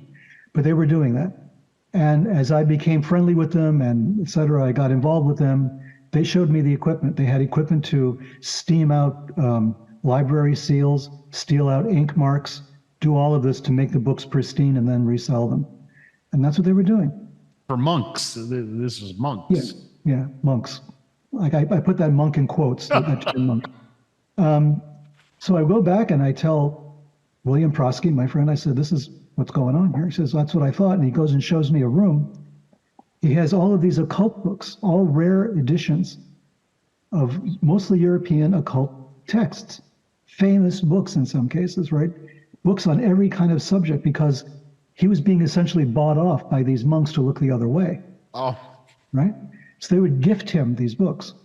And I'm looking at this stuff and I'm saying, oh my God, you know? And he says, look how great this stuff is. I said, yeah, but you know what they're doing, right? And then he leads me to this other section. He's got boxes of manuscripts. They would steal manuscripts, right? Nobody would really pay attention to them very much. They were in gray boxes, I'll never forget, with little metal corners on them, very sturdy looking boxes. And you would open them up and you would see piles of manuscripts. Sometimes there were books in very bad bindings, but at other times there were just loose papers. And I'm thinking, oh my God, what do you have here? And one of them looked really cool. It had, you know, magical symbols and stuff in it. And I said, let me borrow this, right? Since I did this favor for you and I went there and, okay, let me borrow it. Was this one of the ones that was stolen? He says, I don't know, they gave it to me. So I said, well, I probably think it might be stolen because I don't see them buying any of this stuff, you know, or coming into it by any legal means. So I'm looking at it and I'm looking at it and you know, it's in Greek, but there's the symbols I can learn. I know some of Greek because of the Orthodox stuff, the Cyrillic alphabet, the Russian alphabet, the Greek alphabet, there's similarities. And I had studied Greek because of occultism, so there were Greek texts that are very famous. So I'm looking at all of this and I'm thinking, wow, this is pretty interesting, you know. And the Warlock Shop had just opened in 1972 in Brooklyn Heights, and I lived in Brooklyn Heights, like a block away. The Warlock Shop became Magical Child later. So I was friendly with Herman Slater, the owner, and I said, you know, I saw all these really great rare books. My friend has them up in the Bronx. I said, I don't think we're going to be able to hold on to them very much longer because they're, you know, it looks like there's some problem with their provenance. And he says, well, like what? What do you have? What do you see? I said, I remember all the names, but there's this one, there's that one, there's a Key of Solomon, and, you know, okay, this kind of stuff is going on. And then I mentioned this manuscript, and he says, what is the name again? And I'm trying to give this Greek pronunciation, right? And it says, it looks like Necronomicos, right? And I said, if I remember correctly. And he says, wait a minute. He says, that can't be right. You must be, you know, you're full of shit, basically, he told me. And I said, why? What? He says, don't you read Lovecraft? And I said, no. I said, I don't really read a lot of occult fiction. I read a lot of occultism, but not a lot of like science fiction, fantasy, and occult fiction. I never read any of that stuff. And he says, that's got to be the Necronomicon. And I said, what is the Necronomicon? And he tells me this whole story. It's this famous book that everybody's been searching for. And I said, I don't think it's that, you know. He says, anyway, translate it, right? See, let me see it. Let me have it. We translate. We do something with it. This could be the find of the century. I said, okay, all right. So I go back to Prosky and I said, I'm going to hold on to this a little bit while longer. I got to give it to somebody who can read Greek well enough to understand it, because there's some stuff in here I don't understand. There's passages that don't make any sense in any language that I've ever seen, you know. So it may be nothing, but I want to take a look. I'm not telling him Necronomicon Lovecraft, because then he'll want it back, and you know, it's a good thing I didn't, as it turned out. So one thing leads to another. Is I give it to a friend who can understand these things better than I can, and the monks get busted. They're arrested by the feds. The feds got them. The feds got them. And they are the front page of all the newspapers. The largest rare book heist in the history of the United States. These two guys pulled off. And they said the inventory was enormous. They arrested these guys. I know some of the backstory of how they got arrested. There was another monk involved, another priest of very dubious background, who spent a lot of time flying into Vietnam for some reason. But he was a father, a priest, of various churches who had a wife and son in the Bronx near Fordham Road. I don't know. It was all very mysterious. But they had fought over a woman, or it was a really weird story. But he pretended to be introducing them to a buyer, and they were busted with the goods right there. And then the whole thing fell apart. And they went to prison. They were convicted and sent to prison in Connecticut, to federal prison there. Prosky, my friend then, when they're arrested, because he's like kind of moving along thinking he can get away. Once they got arrested, he freaked out completely. He realized he suddenly had all this contraband. And instead of just like giving it away, getting rid of it, burying it, something, anything, he burned of these books. He loved these porcelain stoves. He was like a really strange guy. He had strange obsessions, and one of them was porcelain stoves like you would find in Europe during, the 18th, 19th century, these beautiful, porcelain cast iron things. And he had them, and he would just start burning the books in there, I wasn't there when he did it, or else I would have freaked out myself and told him not to, but he burned that, and he burned the book that we had been translating. He burned everything. Everything was contraband. Everything had to be destroyed. He didn't want anything anywhere. He didn't want to go to jail. Obviously, yeah. As it turned out, that didn't help him much. He didn't go to jail, but he was killed about 10 years later.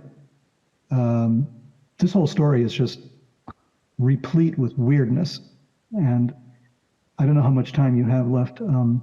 But we're good. Please go on. Yeah. We're good? Okay. Yeah. Prosky had been we had created our church. Then we got it sort of adopted by this church that had these Kennedy assassination co-conspirators as priests and bishops. So there was that.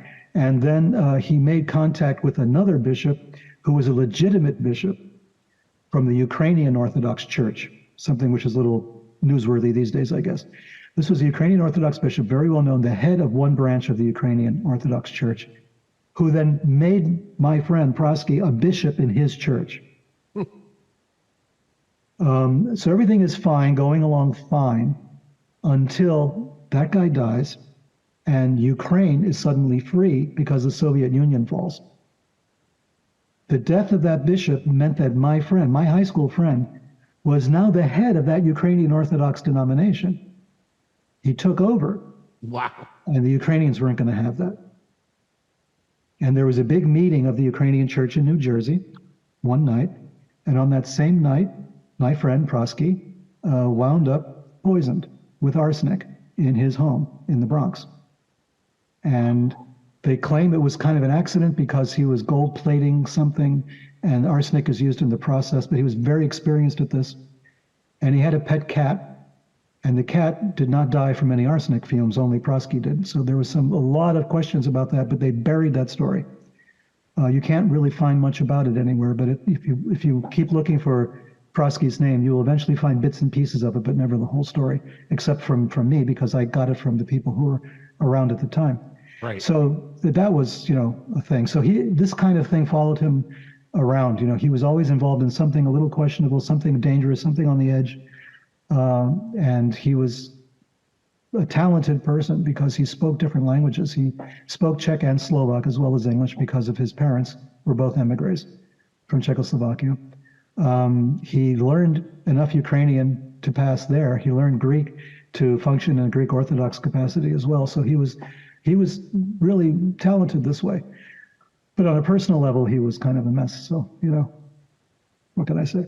But that's the guy I went to high school with, and we were doing occult rituals in Co-op City before Co-op City was built, back in 67 and 68, and trying to conjure spirits and stuff. So that was our background. So that's why his interest in occultism was there. It was pretty firm. So what did Harold say over at the Warlock shop when? Herman. I'm sorry, Herman. When the document was destroyed. He didn't care because he had the translation. And that is the Necronomicon that was released? That's the one that was released. There's a lot of controversy. People who are scholars of Lovecraft say it's impossible. This cannot be the Necronomicon. Lovecraft said it was a hoax and blah, blah, blah. But, Necronomicon is a word that, it means Book of the Dead or the Book of the Dead names. It's a little difficult neologism, maybe in Greek, but it does pass muster, and it's a legitimate word. And why wouldn't there have been a manuscript with that name? It doesn't mean it was the one Lovecraft was talking about. He could have come across the name. He could have thought it was a cool name to make up or something. Sure. But that there was an occult book with that text doesn't seem that far-fetched to me. We may find others, as we look at the monasteries at St. Catherine of Sinai, or some of the other. I mean, there's book repositories all over the world that have not been tapped yet, so we may find more. And what was it in the big what was it the big book burning that had happened? Was it Constantinople? Oh, the Library of Alexandria? Yeah, that's it. Who even knows what was held there? Yeah. The antiquities of man, totally, Sure. Amazing. Well, Peter, you've given me such an interesting podcast, and I just have to express my gratitude for you taking time out to come on the show. And My pleasure. And I definitely have to have you on again sometime, because there's so many things. Even You just had a lot for of this questions and we didn't cover. Yes. I warned you it was not going to happen. And the questions that we had, I have questions on top of those questions. Right. And I didn't even get to when we were talking about the UFOs, I wanted to talk about Crowley and Lamb and, Sure. and, Montauk and things like that. All that cool stuff. Sure. Yeah. But I'm ready. before I do let you go, what are you working on now? And is there anything that you're particularly excited to let my audience to look forward to? Well, I'm working on a number of things. One, we're trying to get Secret Machines Volume 3 released. That's going to be up to Tom DeLonge, as it has been since the beginning. We're going back and forth in that. We have other projects working with Tom as well, which he will announce, I guess, when he's ready. In addition to that, I'm personally working on a couple of projects that I have been for a while. One is a text about Kabbalah, but it's not a beginner's text on Kabbalah. It's something a little deeper that's going to focus on something that's very important to many people in the Crowley world, which is the idea of crossing an abyss. But more than that, it's an actual, how shall I put it, a deconstruction of what that means, of the abyss and da'at, the sephira in between the three supernals. And the process of becoming an adept is. Yeah, there is that. And there's also, like I say, a deconstruction of da'at. What does that really mean? Why don't we hear it in the earlier Kabbalistic texts? Why does it suddenly appear much later? And what is the import of that? Did the Golden Dawn get it wrong? Did Crowley somehow get it wrong? If that's possible to say that he got it wrong, or just has a different angle on it.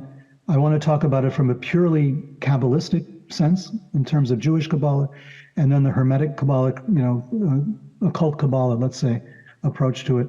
I've been working on that most recently. I hope I'll get that out soon. And another text I'm working on is going to be a lot more controversial. I'm sort of tackling the idea of the new aeon. Like, really, what is the new aeon? Because we use that term a lot. And people in the Crowley camp use the term a lot to mean something specific, but when you try to nail them down, it gets very vague.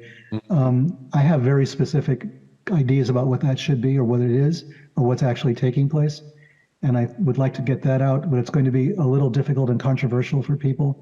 There's going to be some philosophy in there, which might bother people, and some maybe references to French people, which is going to drive the occultists insane in the United States, but still it's necessary. So there's some of that going on, plus a lot of references to the Gnostic Mass, and what does that really mean? What is really going on with the Gnostic Mass? Jim Wasserman, who was a friend of mine for many years, who passed away a few years ago, we had many disagreements. We had disagreements on politics, we had disagreements on Thelema and on Crowley. We had a lot of disagreements, let's put it that way. We knew each other well, but we fought all the time. And one of the things that I really disagreed with him a lot about was the Gnostic Mass, what it really means, and what it really portends, and what the role of the Gnostic Mass is, and the OTO in general. So it's going to be, like I say, a little difficult for some people to read, maybe. And maybe not everybody will be a fan. No, but the Thelemites have not been a fan of my Thelemic works. Let's be blunt. The Dark Lord was not. They're hardly fans of anybody who contributes in that realm. From outside, yeah. They're gatekeepers, and they want to make sure that you have to be, on their side of the gate before you can write. And that's true. I mean, on the other side of the pond also, I think that the Kenneth Grant people also have a bit of gatekeeping on their side, or an aversion to anything that doesn't come from within their milieu. So, but I don't care. I mean, that's one of the reasons I haven't taken oaths to any order, so that I can write what I want to write and research what I want and say what I want. So the Dark Lord was received with, the Caliphate people didn't like it and the Kenneth Grant people didn't like it. But some people in the middle liked it, because it did explain a bit of Grant, I think, and the relationship Crowley, Grant, and Lovecraft. And there's going to be a bit of that in the book I'm doing on the New Aeon and the Gnostic Mass. Is one big subject. So awesome. We'll see. So it'll definitely lots of. And how about some more TV appearances? Anything coming up that we should know about? I don't know. There's a couple of things in the works, actually. There are certain possibilities, but the strikes in Hollywood kind of slowed everything down. Yes. So as far as scripted stuff and as far as that kind of thing, everything just came to a stop. And it still is kind of at a stop, or I guess it's still trying to come back. So I'll know more about that when everything is cleared up in Hollywood, because they have a lot of control over the kind of cable shows that I've been on and things of that nature. So it's all connected, and I got to wait until that settles down. And do you have a website or anywhere we can go to track your goings on, or do you have a Substack that you? I have a Substack, okay, for sure. In fact, a lot of the stories that I'm telling, some of them appear in truncated form or sometimes more elaborate form on the Substack. I think it's just peterlevenda.substack.com. Great. You can get it that way. My own website is still under construction. I had one for a while. It kind of disappeared. So now I'm trying to bring it back, and there's so much extra stuff to put on it that it's becoming unwieldy. I bet it is. I'm sure. I'm trying to narrow it down a little, something manageable. So yeah, I'm still at it, still working. Awesome. Peter, thank you so much for being on Magister Dixit. I look forward to talking to you again. Likewise. Thank you very much. And take care.